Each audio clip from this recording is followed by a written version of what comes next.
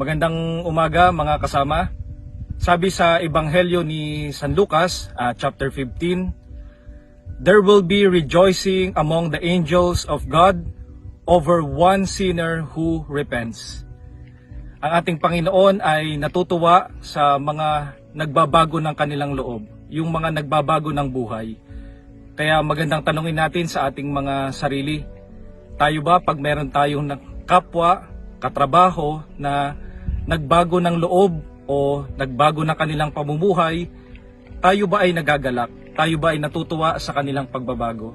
Sana meron tayong ganitong banal na kagalakan sa mga kapatid natin na dati ay napapariwara, umiiba ng landas, na ngayon ay nagbabago.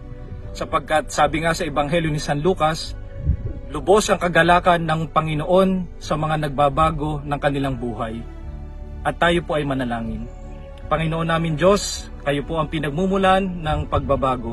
At kayo po ang Diyos na pinagmumulaan ng lahat ng awa.